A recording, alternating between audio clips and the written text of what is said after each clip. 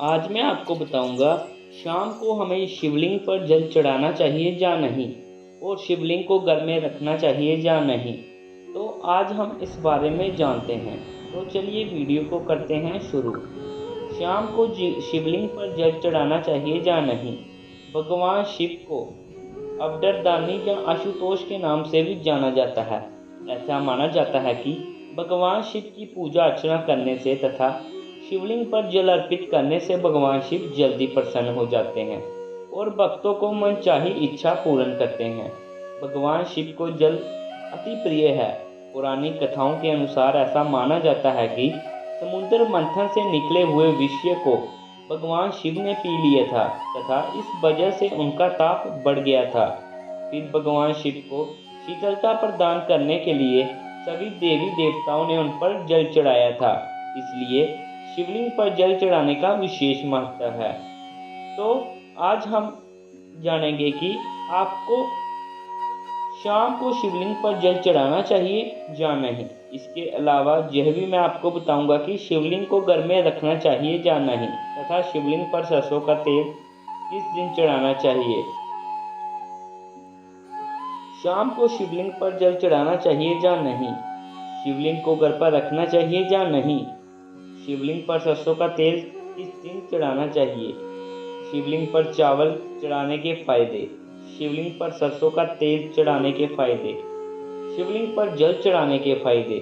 शिवलिंग पर दूध चढ़ाने के फायदे। शिवलिंग पर दही चढ़ाने के फायदे।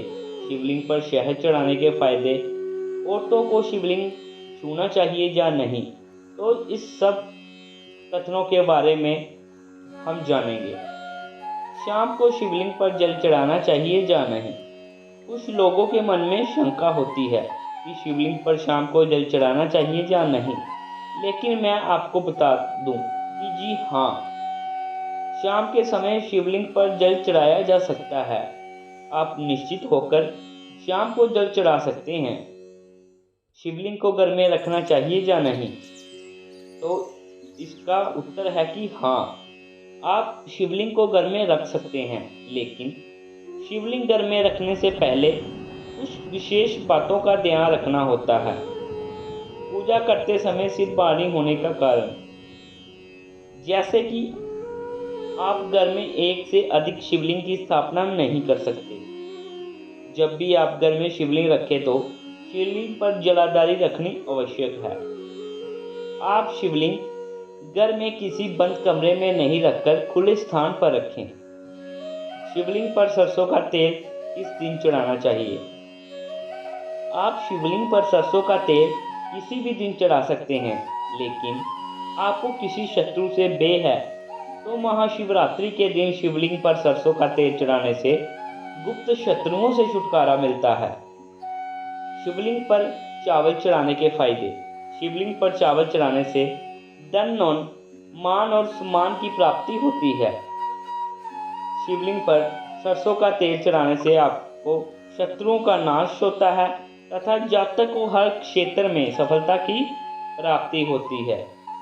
शिवलिंग पर जल चढ़ाने के फायदे। शिवलिंग पर जल चढ़ाने से मान, सम्मान और धन की प्राप्ति होती है तथा शारीरिक और मानसिक पाप का नाश होता है। अशुभ ग्रह के बुरे प्रभाव से भी बचा जा सकता है। शिवलिंग पर दूध चढ़ाने के फायदे। शिवलिंग पर हम दूध का अभिषेक करने से घर में मौजूद कलह दूर हो जाते हैं, यश और लक्ष्मी की प्राप्ति होती है तथा घर में हमेशा के लिए खुशियां बनी रहती है। शिवलिंग पर दही चढ़ाने के फायदे।